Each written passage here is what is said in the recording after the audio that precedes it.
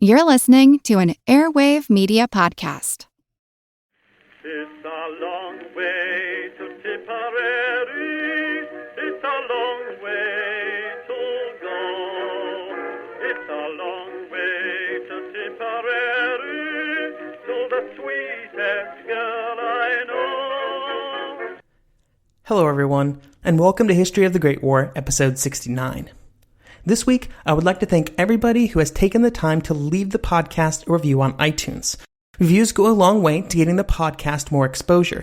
So if you're listening to this through iTunes or any other podcast provider that allows reviews, and you have a few moments, please consider leaving one. I would also like to thank new Patreon subscriber Ben, and for past Patreon subscriber Patrick, for all of the great discussions that we've had over the last couple weeks. He's assisted me in some research for later this year that I think are going to make for some really good episodes. The first 4 days of Verdun had been one of German successes, coupled by missed opportunities for even greater success. The French were battered and bruised, they had lost their front line, and the 72nd and 51st Divisions were all but destroyed. The 37th had almost completely broken, and to cap it all off, Douaumont had fallen to the Germans. All of that sounds real bad. But the 20th Corps had arrived at the front, and even though the French did not know it yet, the front was starting to stabilize, as the Germans were running out of steam. Into this situation, there would be one man who was given command over Verdun, and would forever be associated with the rest of the battle. And that man was General Henri Phillipe Petain. Soon, he would become the savior of Verdun, then the savior of France, and then the man who led France to victory. Through that process, Petain would, more than any other single person on either side, become associated with Verdun. Today, we will look at how Petain came to be involved with the fighting, before talking about some of the decisions that he quickly made to stabilize the situation on the front line. The first few days of fighting had not greatly concerned the leaders back at French High Command. The Germans had launched attacks at Verdun before to try and push back the defenses, and them doing it again was not a huge surprise, especially with how much the French had found out about the build-up before the battle. On the third day of fighting, Joffre did send his Assistant Chief of Staff, Colonel Claudel, to Verdun to evaluate the situation and to send his views back to Joffre. The message that was sent by Claudel was mostly positive. In it, he stated that he believed that the French would probably stop the German attacks after the third day. Even though this message was positive and pointed to the line settling down very soon, on the evening of the third day, General de Langle de Carry, the commander of the army group in charge of the Verdun area, asked for permission to abandon the Woevre plain. The French positions on the plain were to the east of the main fighting at Verdun, and the plain represented a salient out into the German lines, which de Langle believed made it vulnerable to future German attacks, even though they had not touched it so far in the fighting. When Joffre received this request to abandon the plain, he responded by saying that it was up to de Langle on whether or not that decision should be made, because as the general on the scene, you are the sole judge of the necessities of combat. In Verdun, the Lost History, John Mosier goes on to call this decision, and I quote, what may well be the single worst command decision of the Great War. Now that blows it way out of proportion. But it really was not a very good move by de Langle to abandon the Woevre. This retreat presented a couple of problems for the French, and the first was simply that it represented a retreat for the French from positions that were not even being threatened by the Germans, and in fact the Germans didn't plan on threatening them, although of course the French couldn't have known that. The Germans were able to also move their front lines forward almost 10 kilometers, which shortened the German lines around Verdun and gave them another axis on which that they could position heavy artillery against the Verdun salient. This retreat got a lot of criticism both during and after the war, and Joffre was lucky, or perhaps he planned it all along, that de Langle would take most of the blame. Regardless of whether this move was a good one when it happened or whether they shouldn't have done it at all, it was in fact completed at 10:30 p.m. on February the 25th. Now this decision doesn't play heavily in most histories of Verdun. It sort of just gets passed over, maybe in a sentence, maybe a paragraph.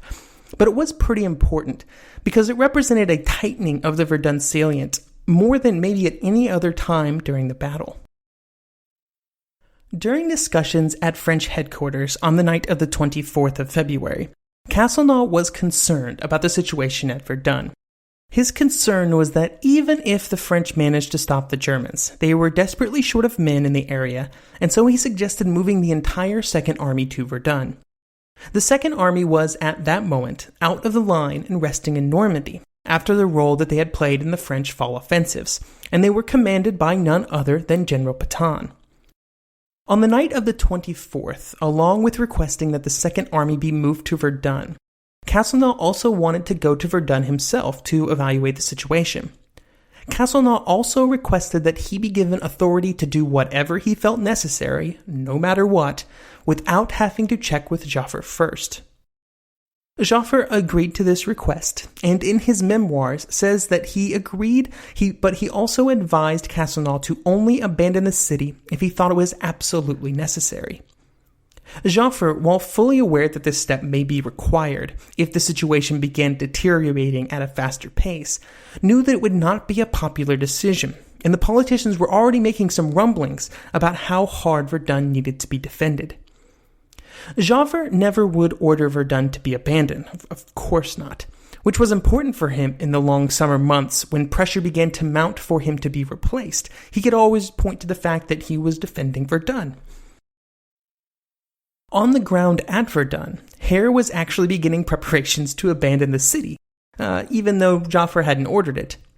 He had already ordered all support troops over to the West Bank, and also ordered all permanent fortifications to be rigged for demolition when the time came to abandon them. Both of these moves were made to facilitate a quick and easy move to the other bank of the river, away from the German attack and away from the city.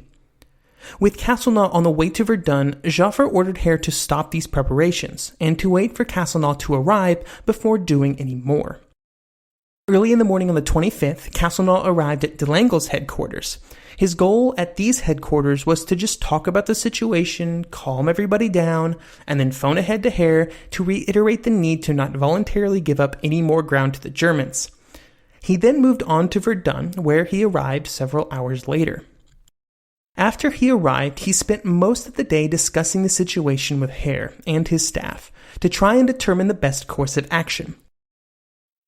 After his evaluation, Castelnau made a fateful decision, and oddly enough, exactly the one Falkenhayn was hoping for. He decided that the French would stand and fight on the East Bank, and they would fight for every foot of ground that they possessed.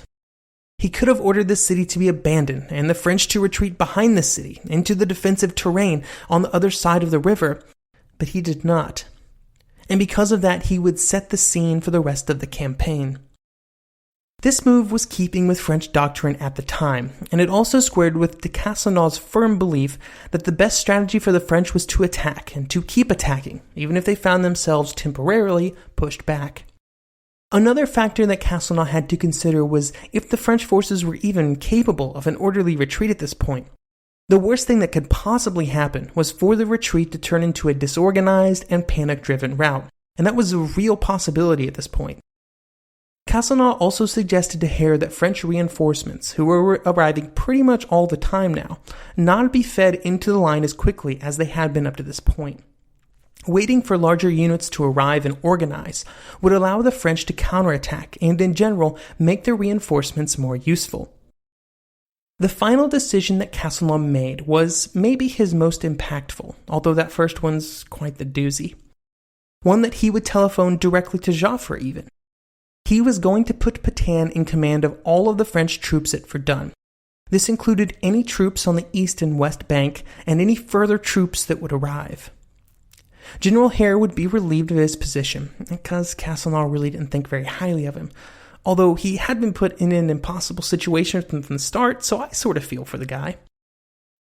With all of these decisions made, Castelnau sent a message to Petain to prepare himself and the Second Army to move to Verdun, and told Hare to defend the right bank at any cost until Petain arrived. Then Castelnau, his part played in the Verdun story, departed. By 1916, Petain had a relationship with the troops under his command that was pretty much unique among all of the French army commanders.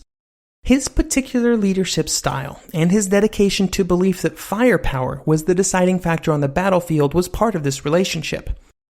It could best be exemplified in the belief by his troops that if Petain was asking them to attack, then he saw a reason, a chance of success, and he would not just throw them away. Petain fostered this belief by frequent, often unplanned, visits to the front. He made a point of presenting medals to the troops in person, and he was known to inquire about the wounded right after the battles. These seem like common sense things to build morale, but they were pretty unique in World War I. In Price of Glory, Alistair Horn would say about the situation that Petain now found himself in, quote, "It was the tragic fate that because of the terms of reference to which de Castelnau had committed to him in advance, this uniquely humanitarian general would be called upon to subject the men under his command to what was shortly to become the most inhuman conflict of the whole war." End quote. And of course, Alistair Horn is referring to the fact that Castelnau had committed Petain, before Petain arrived, to hold the East Bank and to hold every foot of it. Now, the order to report to French HQ for assignment to Verdun reached Petain while he was in Paris and while he was visiting his mistress in a hotel. Yes, Petain was quite the ladies' man. Yes, he had at least one mistress in Paris. And yes, he visited her frequently. He would find his way to headquarters early the next morning. And when he arrived, he was told to move to Verdun and that the whole of the Second Army would be following along behind him. He was given the task by Joffre to rally the troops of the fortified region of Verdun. If they are compelled to withdraw to the West Bank, prevent the enemy from crossing the Meuse River. This was before Castelnau's decision to hold the East Bank at any cost had been made and communicated. Petain would only find out about that decision when he arrived at Verdun. As Petain approached Verdun, what he saw could not have been an encouraging sight.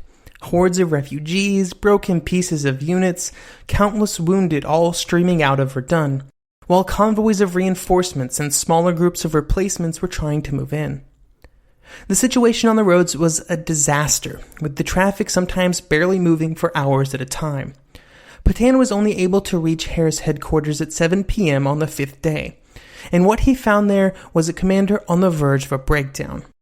Heer was completely unable to stand the strain of his command, and the worst part was this caused his staff to also be ineffective.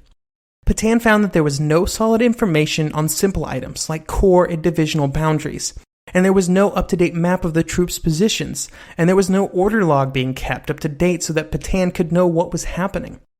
In this atmosphere of confusion, he officially took command at 11 p.m., just in time for the first bit of real concrete news to arrive from the front.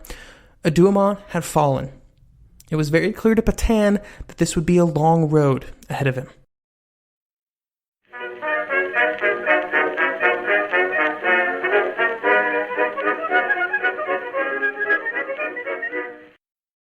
The one truth about human history is that change is inevitable.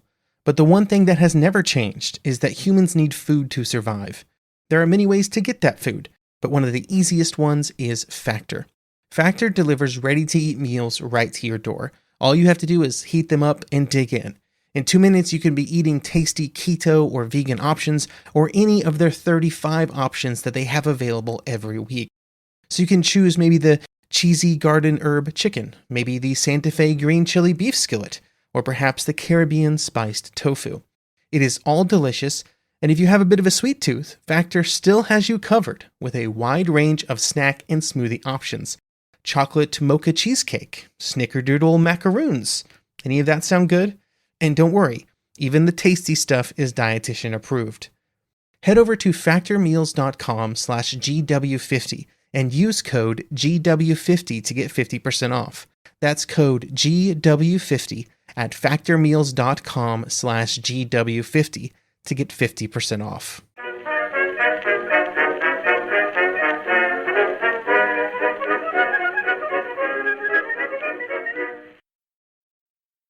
According to G.J. Myers in A World Undone, quote, "The appointment of Petain put Verdun in the hands of a man who, probably more than any other in the French army, was capable of organizing an effective defense, while at the same time protecting his troops from unnecessary destruction." And the first thing Petain did was send out a message to General Baffoyer of the 20th Corps that he had taken over command and that he had complete confidence in him. He also ordered the 20th Corps to defend territory that they currently occupied. When the formal operational order was drafted and sent out later, it would read, quote, "The mission of the Second Army is to stop at any price the enemy effort on the Verdun front. Every time the enemy wrests a parcel of terrain from us, an immediate counterattack will take place." End quote. With this order, the game was now set. The French would be defending everything, and counterattack if anything was lost. They had fallen into Falkenhayn's trap, hook, line, and sinker. The only question now was, would it result in the outcome that the German commander desired? After issuing his brief orders to the commanders, Petain found a chair and slept for a few hours. However, the room that he slept in was unheated, and it got very, very cold during the night, so in the morning he awoke with a high fever. After a doctor was called in and evaluated Petain, he declared that Petain was suffering from double pneumonia. This meant that he would be bedridden for over a week. Petain made it very clear to his staff that his condition should be kept a secret from everyone, and only a small number of his staff were able to meet with him, and he rarely left his room for the next stage of the battle. At the front, he trusted his chief of staff and aide-de-camp to be his eyes and ears. They would meet with commanders and then report back to Petain. This made the opening week of his command even harder than it already was for Petain. Petain would spend most of the next several days just trying to get a good handle on the situation in front of him, and he had to rely on second-hand messages. He would write in his memoirs that at this point, quote, "Between the fords and beyond, everything was in a state of dilapidation. Trenches had collapsed, the network of barbed wire was in pieces, roads had turned into swamps, and material lay scattered about." End quote. Surprisingly, but perhaps also predictably, he did not think the situation was as desperate as many others did, like General Henri. First of all, Petain was not being called upon to get the French to resist. The soldiers were already doing that on their own. What was required of him was instead to just try and channel that resistance into one coherent effort, and to back it up with the resources that it would have so that it would have an even greater chance of success. Part of this process for coordinating resistance was to establish some positions and to stick to them. And this also meant that Petain was writing off everything that had already been taken, and that included Fort Douaumont, which had seen a series of counterattacks since it had fallen. He ordered the counterattacks to cease, and for the French to dig in on the other side of the fort. There were two essentials that he identified in the early days that would be the driving factor for most of his decisions. The first was to coordinate the artillery to again make it an effective force on the battlefield, and to accomplish this he took personal command of all of it. For the first time, the French guns would start coordinating their fire in larger groups than just a battery. Petain also altered their orders and told the guns to be more aggressive. One of the primary targets that he gave the guns was the attacking German infantry. This had the obvious physical benefit of hitting the Germans while they were in the open, but even more importantly, it let the French see the effects of the artillery, to see that they had the guns behind them. For the first time, the French infantry would be able to believe that when the Germans attacked, they would have some help. For an army that's been beaten like a government mule for 5 days, this morale boost was huge. It's small things like that add up. The other critical piece of Petain's plan was to get the supply lines sorted out and organized. Doing this was the only way that he could hope to feed the men and the guns. He worked over the coming week to bring up enough supplies so that the artillery and infantry would be able to fight for 14 days in case they were cut off from resupply for any great length of time. These two large efforts were accompanied by an endless stream of other orders and decisions. He designated sectors along the fronts with letters and assigned them to the commanders, allowing for some sort of order to be created out of the mess. He began to move men and guns back into the fortresses and strongholds along the front, and made sure that they were incorporated into the unified command structure, so there would be no more repeats of Douaumont. Finally, he made sure that the demolition mines were neutralized so they would no longer be needed. While some of these decisions were bold, Petain had a few things going for him that made it all possible. First of all, he had men arriving at Verdun constantly. The 20th Corps was now all committed to the line, and the 1st Corps was moving in behind them. By the 26th, the day after Douaumont, Petain would have 14.5 divisions under his command, and that would increase to over 20 in the next week. It got to the point very soon where, given the limited geographical area under his command, he had to request to French HQ to stop sending more troops and instead to give him more heavy artillery. They were more useful. With some of these extra troops, he was able to order the construction of 4 lines of resistance. The first line would be held only by a few troops, and it was 300 to 500 meters in front of the second line, which was the primary point of resistance. The third line would be a reserve line, with the fourth line being the last line of resistance, which Petain drew on a map and said there would be absolutely no retreat from. One small administrative change was to give Petain command of the Third Army, which was adjacent to the Second Army now in the line. This would allow him to simplify support services in the area by combining the supply and transportation assets of both armies. One of those decisions that Petain made that I just sort of brushed past was getting supplies to the front. I did not mention all of the problems that were present in trying to make that actually happen. And for any continued resistance by the French troops, these were problems that were going to have to be solved, and pretty quickly, because there will be 9 French army corps in and around Verdun, and they would have to be supplied. The only way to move these supplies into Verdun was a narrow-gauge railway and a second-class road that both led into the city. The road was one that ran north from the town of Bar-le-Duc, about 40 miles to the south, and it would come to be called the Sacred Way due to how important it was to the French. For most of the battle, the road and the railway were the sole ways of getting supplies into Verdun.